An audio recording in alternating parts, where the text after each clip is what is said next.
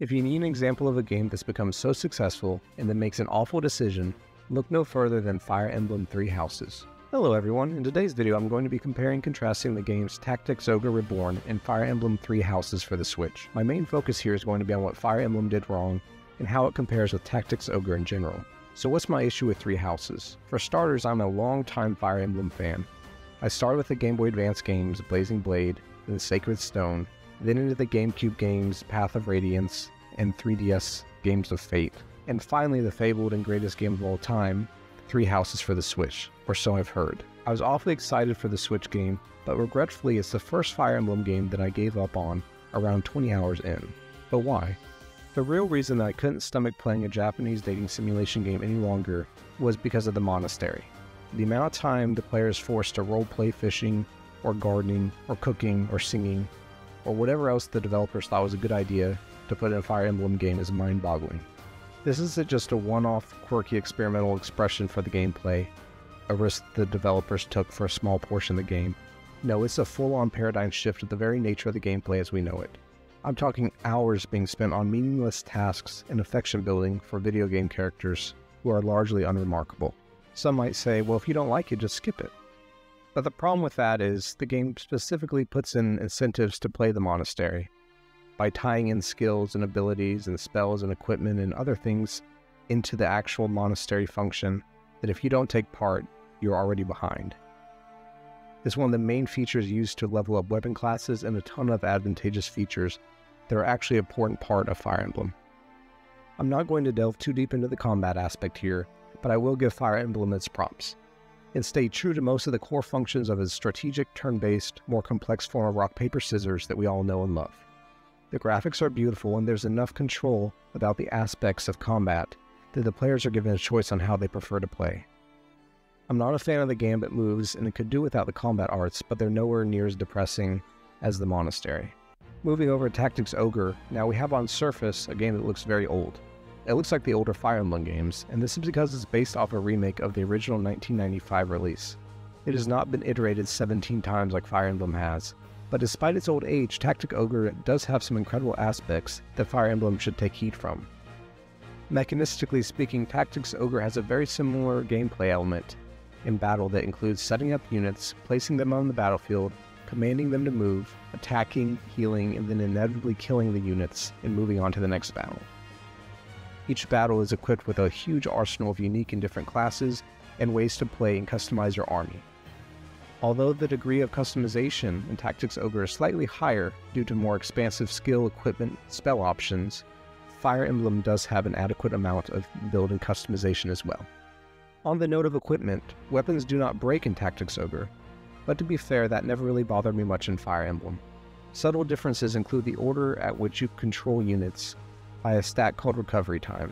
You can see everyone's turn order at the bottom of the screen, and honestly I enjoy this type of turn movement compared to Fire Emblem. Many times in Fire Emblem, because all your units move as one, a common strategy at the end of the game would be to coordinate all your units to attack in one fell swoop, and if you can't wipe out the small encampment that you're running into, the next turn you know you're going to fail. In Tactics Ogre, it's a bit less all or nothing outcomes in the skirmishes because it's a constant ebb and flow between the friendly and enemy units, and this allows a more controlled state of battle rather than erratic all or nothing slaying between the two sides. Perhaps the biggest difference between the two games is how permadeath is handled. In Fire Emblem, permadeath is well known and understood, and arguably one of Fire Emblem's best core features. Three Houses allows a setting to remove this permadeath, and I actually started a casual run with this before, just to experiment and realized how horrible of a mistake that was. It was way too easy, so I flipped on hard mode and started my second run. Again, I didn't finish it, but it was much more enjoyable than not having permadeath. Without the threat of permadeath in Fire Emblem, the difficulty becomes trivial. In Tactics, when a friendly unit's health reaches 0, they fall to the ground and become incapacitated. You now have 3 turns to either finish the battle, or revive them, or they're lost forever in a form of permadeath. While this is much more forgiving than Fire Emblem, it is by no means an easy task to do this. When an ally is revived, they're left with 10% health and no mana. There have been many times where I would revive a unit, and then he'd immediately die again. Another very large difference, but more of a quality of life convenience tool in my mind, is the addition of the Chariot Turret system. The chariot system allows you to redo moves and go back in time up to 50 turns ago with no limit of use. This is very comparable to the newly introduced Divine Pulse option in Fire Emblem Three Houses, but less limited in Tactic Ogre. I consider this a major quality of life upgrade because in previous Fire Emblem games, the only way to achieve this would be to restart the save file before the battle, go through the same number of steps and moves as before, and do something slightly different than you did the last time. Veteran Fire Emblem players are probably very familiar with this gradual narrowing of viable moves to make the game progress, and at times it can feel as if you're just repeating steps 1 through 20 before making a different decision on move 21. I thoroughly enjoy just being able to redo the bad move, or approach the battle from a different decision rather than restarting the whole battle. There are some times where it's easier just to restart the whole battle, just to be clear, if you've dug yourself in a hole this too deep. But by and large, you can just use the chariot system and just redo some parts. I've seen some people cheese it to increase RNG, but that's not really what I use it for. I'll admit this tool alone does tack down the difficulty of Tactics Ogre, but I'll take it. Speaking of difficulty, there is no difficulty setting in Tactics Ogre, but trust me when I say it's difficult enough. The AI knows who your weakest party members are, and they target them the whole game. And unlike Fire Emblem, where you can adequately hide them behind walls or some units, this is not the case in Tactics Ogre. A third noticeable difference between the two series is the battlefields.